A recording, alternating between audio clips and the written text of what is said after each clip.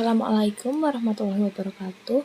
Kami kelompok 6 akan memaparkan materi fonemik dan cara menentukan fonem. Fonemik. Definisi fonemik. Bunyi-bunyi ujar merupakan unsur-unsur bahasa terkecil yang merupakan bagian dari struktur kata dan yang sekaligus berfungsi untuk membedakan makna. Kajian fonologi yang memandang bunyi-bunyi ujar sebagai bagian dari sistem bahasa lazim disebut fonemik. Definisi fonemik menurut para ahli. Menurut Harimurti Kridalaksana, fonemik adalah penyelidikan mengenai sistem fonem dan prosedur untuk menentukan fonem suatu bahasa. Sedangkan menurut Chayre, fonemik mengkaji bunyi bahasa yang dapat atau berfungsi membedakan makna. Perbandingan. Menurut Kridalaksana, fonemik merupakan penyelidikan untuk menentukan satuan bahasa terkecilnya atau yang lazim disebut sebagai fonem. Sedangkan menurut Chayre, fonemik merupakan kesatuan bunyi bahasa yang dapat berfungsi sebagai pembeda makna. Kemudian, fonemik dan fonetik. Perbedaan fonemik dan fonetik. Yang pertama, fonemik menyelidiki bunyi-bunyi bahasa dari aspek fungsinya sebagai pembeda arti, sedangkan fonetik menyelidiki bunyi-bunyi bahasa dari aspek hakikatnya. Dengan kata lain, fonetik adalah bagian fonologi yang mempelajari cara menghasilkan bunyi bahasa atau bagaimana suatu bunyi bahasa diproduksi oleh alat ucap manusia. Yang kedua, penulisan bunyi fonemik menggunakan tanda garis miring, sedangkan penulisan bunyi fonetik menggunakan tanda tutup kurung. Objek kajian fonemik adalah fonem, sedangkan objek kajian fonetik adalah fon. Contoh fonem, bunyi L pada kata Lara dan bunyi B pada kata bara. Contoh fon, bunyi U pada kata susu dan bunyi U pada kata dapur. Persamaan fonemik dan fonetik. Yang pertama, fonemik dan fonetik merupakan cabang ilmu bunyi. Dan yang kedua, objek yang diselidiki fonemik dan fonetik adalah bunyi bahasa. Fonem dan grafem. Menurut KPPI, grafem merupakan satuan terkecil sebagai pembeda dalam sebuah sistem aksara. Grafem terbagi menjadi dua, yaitu grafem yang mengikuti sistem fonetis atau yang lebih populer disebut ejaan fonetis. Ini melambangkan bunyi-bunyi yang diucapkan penutur dalam bentuk huruf. Oleh karena itu, jumlah bunyi yang dilambangkan relatif lebih banyak dari jumlah huruf yang terdapat dalam alfabet. Yang kedua, grafem yang mengikuti sistem fonemis atau yang lebih populer disebut ejaan fonemis. Ini melambangkan fonem-fonem bahasa tertentu dalam bentuk huruf. Secara etimologi, grafem adalah tulisan. Sebuah grafem adalah huruf alfabet, tanda baca, atau simbol individu lain dalam sistem penulisan. Grafem telah dijelaskan sebagai unit linguistik kontrastif terkecil yang dapat membawa perubahan makna. Pencocokan grafem dengan fonem dan sebaliknya disebut korespondensi grafem-fonem. Menurut Widi, fonemik adalah bagian fonologi yang mempelajari bunyi ujaran menurut fungsinya sebagai pembeda arti. Sedangkan menurut Kenneth, fonemik adalah salah satu dari unit bunyi yang penting atau suatu yang menunjukkan kontras makna dari unit bunyi. Perbedaan fonem dan grafem.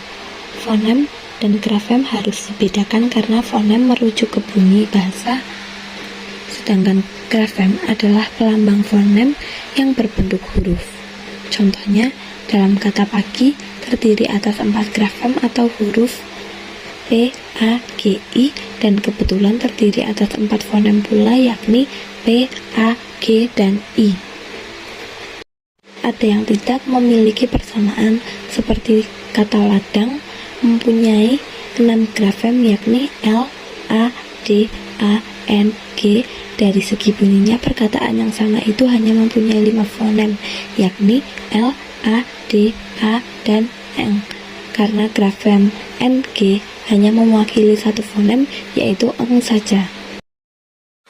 Berdasarkan pendapat yang telah dikemukakan oleh Harimurti Kridalaksana dan Chayre, dapat ditarik kesimpulan bahwa fonemik merupakan kajian bunyi bahasa dan menyelidiki sistem dan prosedur untuk menentukan satuan bahasa yang memiliki fungsi sebagai pembeda makna atau yang lazim dikenal dengan fonem.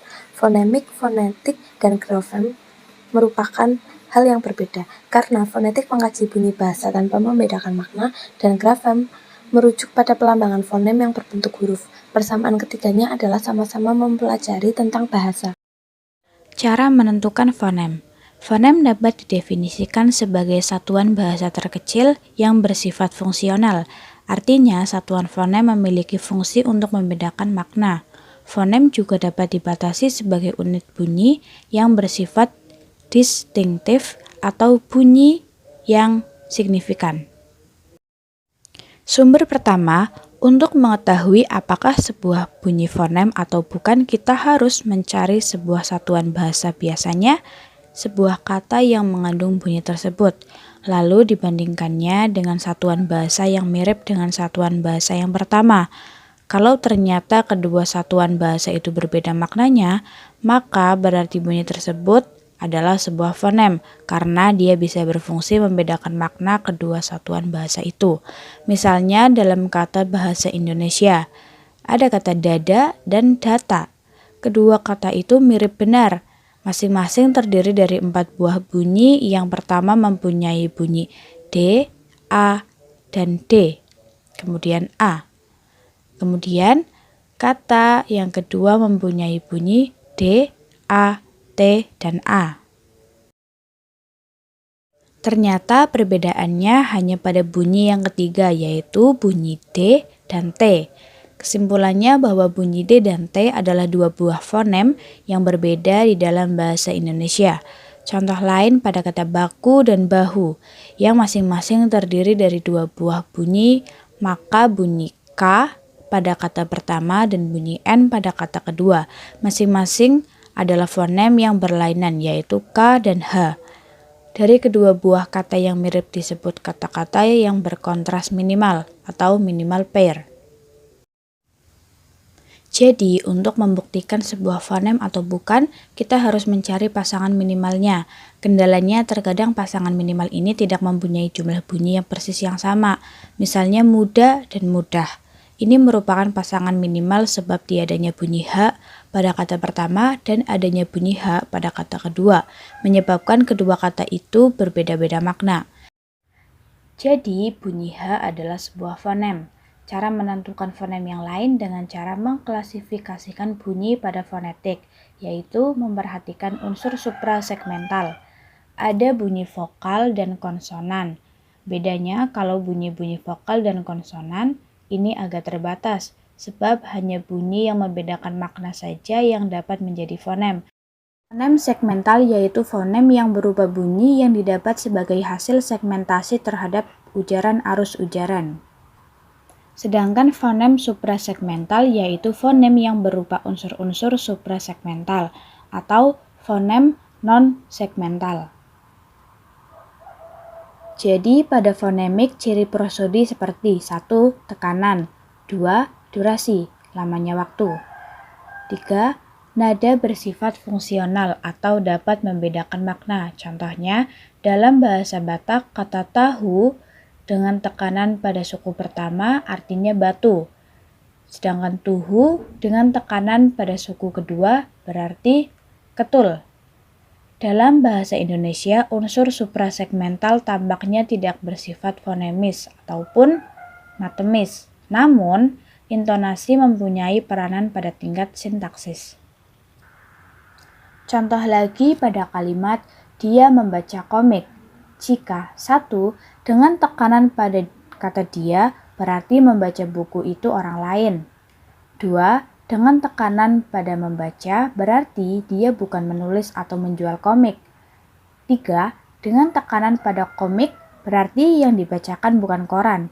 Begitu juga tanpa perubahan struktur, hanya dengan memberi intonasi tanya, maka kalimat itu menjadi kalimat tanya. Dan dengan memberi intonasi seruan, maka kalimat itu menjadi kalimat seru. Dalam bahasa Melayu dialek Jakarta, kata tahu yang diucapkan dengan intonasi biasa berarti saya mengetahui. Tetapi bila diucapkan dengan pemanjangan bunyi ta, maka berarti saya tidak mengetahui. Jika kriteria klasifikasi terhadap fonem sama dengan kriteria yang dipakai untuk mengklasifikasi bunyi atau font, maka penamaan fonem pun harus sama dengan penamaan bunyi. Kalau ada bunyi vokal depan tinggi bundar, maka juga ada atau akan ada fonem vokal depan tinggi bundar. Kalau ada bunyi konsonan hambat bilabial bersuara, maka juga akan ada fonem konsonan hambat bilabial bersuara. Selanjutnya, perhatikan kekasan fonem. Kekasan fonem sama dengan banyaknya fonem yang terdapat dalam satu bahasa. Berapa jumlah fonem yang dimiliki suatu bahasa tidak sama dengan jumlah yang dimiliki oleh bahasa lain. Contohnya, jumlah fonem dalam bahasa Inggris terdapat 24 buah yang terdiri dari 6 fonem vokal, 18 fonem konsonan. Ada juga yang menghitung bahwa terdapat 28 buah dengan menambahkan 4 fonem asing. Lalu ada juga yang menambahkan terdapat 31 buah dengan 3 buah fonem diftong. Ada pula yang menambahkan karena hanya menganggapnya sebagai alofon dari fonem lain yaitu fonem K. Selanjutnya perhatikan perubahan fonem. Ucapan sebuah fonem dapat berbeda-beda sebab sangat bergantung pada lingkungan atau pada fonem-fonem lain yang berada di sekitarnya. Contohnya pada bunyi O. Pada silabil tertutup dan pada silabil terbuka akan menghasilkan bunyi yang berbeda. Perlu diingat perubahan yang terjadi pada kasus fonem O. Bahasa Indonesia itu bersifat fonetis, bukan fonemis. Tidak mengubah fonem O itu menjadi fonem lain. Dalam beberapa kasus, bahasa-bahasa tertentu dapat dijumpai perubahan fonem yang mengubah identitas fonem itu menjadi fonem yang lain. Lalu, menentukan fonem. Terdapat dua cara untuk menentukan fonem menurut buku analisis bahasa atau fonologi. Yang pertama, memperhatikan fungsi pembedanya. Yang kedua, pasangan minimal, beban fungsional, ekafonem, duifonem, dan alofonemis. Untuk dapat menentukan fonem-fonem dari suatu bahasa, kita perlu mengetahui seperti yang sudah disampaikan sebelumnya, dan yang telah disebutkan akan kita bahas di slide selanjutnya. Yang pertama, pasangan minimal dan beban fungsional. Suatu bahasa yang mempunyai fungsi untuk membedakan kata dari kata yang lain dapat disebut sebagai fonem. Identifikasi semacam ini bisa diketahui dengan cara mencari atau membandingkannya dengan pasangan minimal. Perbedaan minimal tersebut biasanya terdapat dalam kata sebagai konstituen, yaitu suatu bagian ujaran. Contohnya, pada kata lupa dan rupa merupakan kata yang jelas berbeda sebagai kata. Dari sudut bunyi, perbedaan terdapat pada satu bunyi saja dalam masing-masing kata itu, yaitu pada bunyi L dan bunyi R. Maka kedua fonem itu dalam bahasa Indonesia berbeda secara fungsional. Dalam arti tadi, dengan kata lain, fonem L dan R merupakan fonem-fonem yang berbeda dalam bahasa Indonesia. Bahasa Jepang memang ada bunyi L dan bunyi R. Akan tetapi, tidak terdapat pasangan minimal di mana pembeda minimal itu terdapat. Maka dari itu, L dan R dalam bahasa Jepang merupakan fonem-fonem yang berbeda. Selanjutnya, penafsiran ekafonem dan duifonem. Ada kalanya dalam menggolongkan bunyi tertentu, kita analisis secara fonetis ke dalam fonem tertentu. Dapat kita hadapi kesulitan, misalnya kita tafsirkan bunyi dengan bridge pada kata Inggris sebagai satu fonem atau afrikat, atau dua fonem yang masing-masing letupan dan frikatif. Kedua macam penafsiran dalam fonologi masing-masing disebut penafsiran ekafonem atau monophonematic interpretation dan penafsiran bifonem atau biphonematic interpretation. Jika kita andaikan bunyi D harus ditafsirkan sebagai satu fonem, sebaliknya bila penafsiran ekafonem diberikan kepada DJ, ada lagi dengan TF akan menarik perhatian. Dalam hal itu, TF duifonemlah yang paling tepat karena beban fungsionalnya dari oposisi T, I tinggi sekali. Seperti pada share atau ter, sama dengan seperti ship atau tip, sama dengan fish atau fit atau F, juga amat sering kita jumpai. Bahwa bunyi TF harus ditafsirkan sebagai dua fonem. Dengan memperhatikan variasi allotonemis, allofon adalah wujud sama seperti variasi bunyi. Contoh bunyi I punya variasi I dan I. Allofon adalah variasi fonem. Fonem merupakan suatu wujud yang agak abstrak karena secara konkret kita selalu mengucapkan salah satu anggota dari fonem yang bersangkutan. Kedua kemungkinan tidak menghabiskan semua variasi di antara anggota tadi. Misal, pada kata butter, bunyi T itu diucapkan dengan letupan samping. Lain lagi bunyi T sesudah bunyi B. Allofon sama dengan salah satu wujud konkret mengucapkan sesuatu fonem, bahwa di antara allofon dari suatu fonem, kita tidak bisa mengucapkan salah satu semaunya. Yang mana di antara allofon yang harus dipakai tergantung dari bunyi apa yang berdekatan pada fonem. Jadi, allofon yang mana dipilih ditentukan oleh lingkungan allofon tersebut. Variasi allofonemis termasuk fonologi karena menyangkut kemungkinan konkret terwujudnya pengucapan dari sesuatu fonem.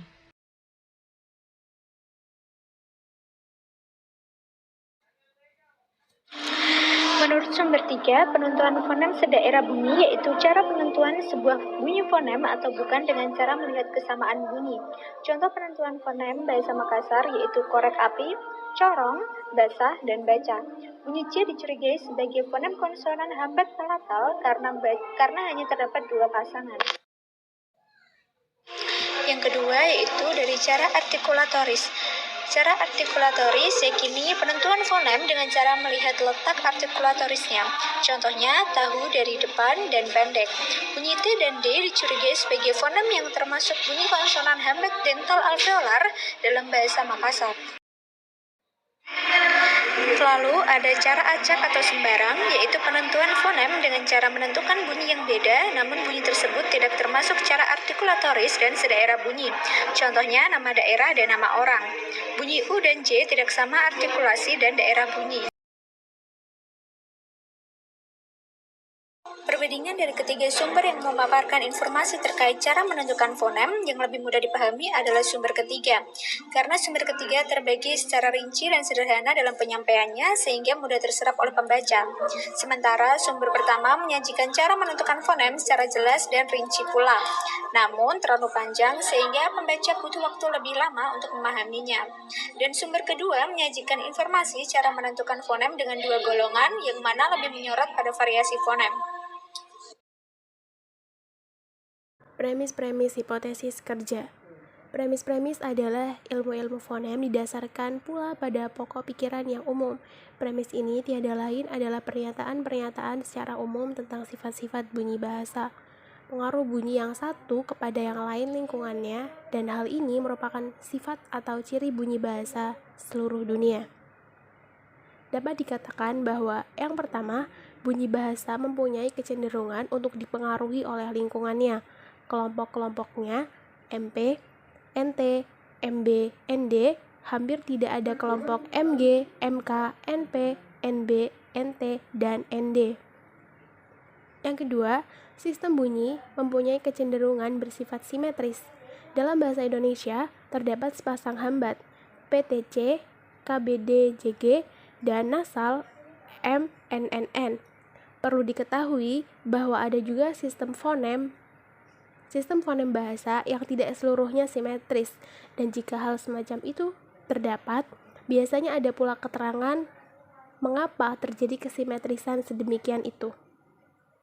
Yang selanjutnya, premis tersebut dapat dipakai dalam menentukan fonem-fonem dan sistem suatu bahasa. Di samping kedua premis tersebut terdapat pula pernyataan umum yang dipakai sebagai hipotesis kerja, yaitu A. Bunyi-bunyi bahasa yang secara fonetis mirip harus digolongkan ke dalam kelas-kelas bunyi atau fonem-fonem yang berbeda. Cara yang mudah untuk menerapkan hipotesis kerja itu ialah dengan mencari pasangan minimal. B. Bunyi-bunyi yang mirip dan terdapat di dalam distribusi yang komplementer harus dimasukkan fonem yang sama. Ada kalanya distribusi komplementer itu hanyalah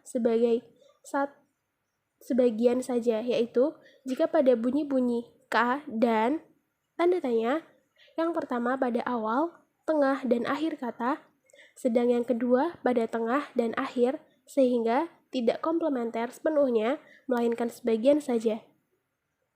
Dalam keadaan begini, biasanya distribusi semacam itu dianggap tidak komplementer. Fonem-fonem suprasegmental sama saja cara penyelidikannya, yaitu dengan menggunakan premis-premis serta hipotesis-hipotesis. Sebagai contoh, bahwa tekanan bisa merupakan suatu fonem. Sedangkan bunyi-bunyi segmental hampir-hampir tidak berbeda. Karena hal di atas ini, maka di dalam bahasa Inggris, tekanan merupakan unsur fonem. Panjang pun merupakan unsur pembeda dan oleh karena itu dianggap sebagai fonem prosodi. Untuk menunjukkan bahwa tekanan dan panjang di dalam bahasa ini tidaklah menjadi pembeda yang rangkap, melainkan berdiri sendiri, tekanan dan panjang memang mungkin merupakan pembeda rangkap, yaitu apabila keduanya bersama-sama membedakan pengertian yang sama. Jeda bisa merupakan suatu ciri pembeda, sehingga dapat dikatakan bahwa jeda itu bisa suatu hal universal, dapatlah kiranya dimaklumi perbedaan frasa berikut. Contohnya, perempuan dan laki-laki muda. Frasa yang kedua, perempuan dan laki-laki muda. Yang pertama, frasa pertama, kata muda hanya menandai laki-laki saja, sedangkan di dalam kata kedua, kata itu menandai balik kata laki-laki maupun kata perempuan, dan jeda juga dibagi menjadi dua, yaitu jeda dalam dan jeda luar. Secara mudahnya, analisa intonasi, maka para ahli fonetik dan fonologi memakai istilah seperti nada tinggi, high, nada rendah, low, sedang, right, atau tinggi rendahnya dibedakan menurut angka saja. Angka 1 sampai dengan 4 seperti pada musik, tetapi tidak sama dengan jarak di antara nada dalam musik.